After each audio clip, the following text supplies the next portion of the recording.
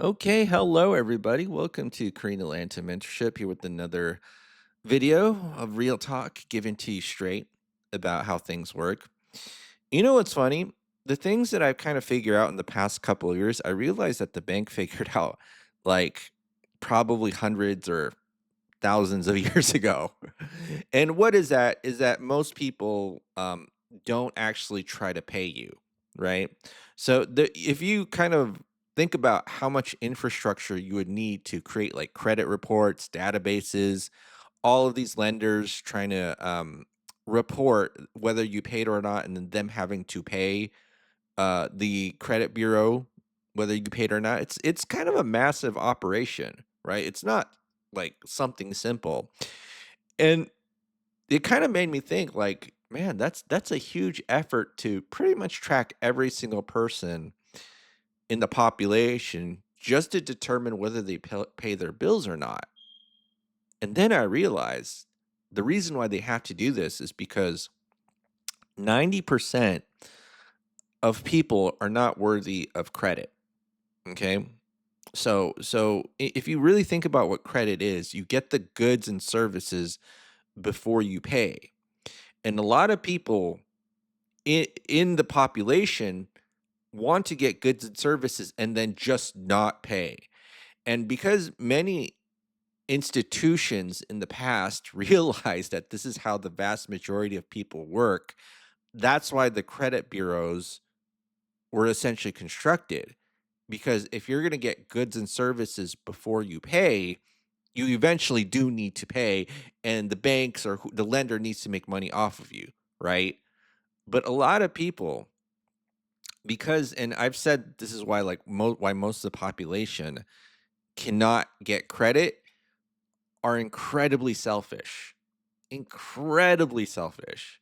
Like one of the things I talked about in like those velocity banking videos is like, oh, I have 793, I don't even remember anymore, $793,000 in lines of credit, which makes me the top 0.01%.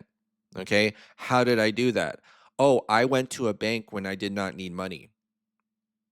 I went to a bank when times are good. I was willing to pay a bank when times are good. Okay. But a lot of people can't do that. A lot of people think, hey, let me try to get goods and services and not pay you. Right? It's a problem as old as time, and they think they're actually being smart. But what's going to happen is you do that once or twice, then you'll never get it again. And if you're really, really smart and you want to, let's say, quote, a passive life, you need people to supply and resupply you with services and goods over and over again. That's literally how you, quote, get passive income. Okay. You don't get passive income by trying to burn people and, quote, save money by not pay them, which the bank fully understands that's what 90% of people do. In fact, if you ever look at behind the scenes statistics of like business credit cards, 90% of those are fraudulent. Those applications are fraudulent and the bank knows that. And because the bank knows that those applications are fraudulent, that's why they build these really elaborate systems to make sure that you never get passed through the door and never get to an underwriter because underwriting is expensive, right? Underwriting is very expensive. Now, why am I talking about this? Is because recently I watched a video about, from a YouTube channel called Wrenching with Kenny, and then the title is "Why is my time not worth anything but his is?" And basically, it's someone who wants you to do a service, but they don't want to pay or they don't even want to barter, right? Like, why should I? Why should I do a service for you, but I want you to work for me for free? A lot of people do that, and then they wonder why they're poor. Like, you pay people to do a job for you so that more income can come in, right? Like that's just the theory of how employment or just kind of paying people works if you're doing it for business purposes and if you're using outside vendors or contractors. But a lot of people can't do that, because a lot of people they unfortunately have a messed up sense of values, and they want to act like, they're really selfish. They want to act like you're a moron for doing what's best for you and wanting to get paid, right? And that's why you really have to be careful of most of the population. If you want to succeed, you pretty much have to think like a bank, right? Just think, well, 90% of people out there are scam artists who want you to do stuff for them and then give you absolutely no benefit, right? Right? And a lot of people think they're being smart, but they're not.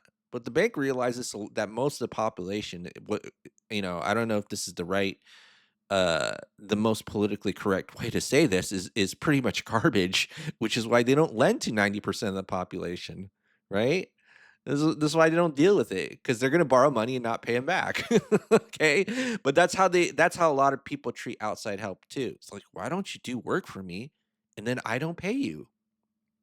And I'm like, sure.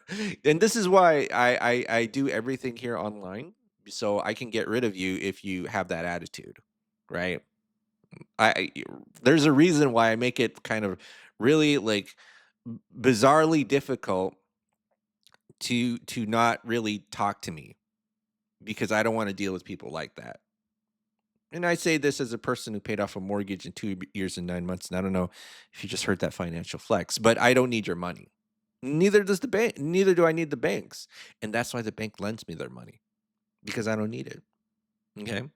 All right. Well, that's it for today, folks. Creating Land to Mentorship, just another video. And probably, a lot of people have been unsubscribing lately. I don't know why, but I make the same video over and over again. Maybe some of you are sick of me, or maybe I keep it too real. Okay.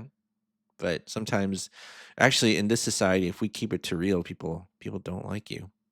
So I just assume that whatever time I make a video called Real Talk, um, people are not gonna like it. That's okay. Well, no worries. All right, have a great day, everybody, and I'll see you all on the next clickbait velocity banking video.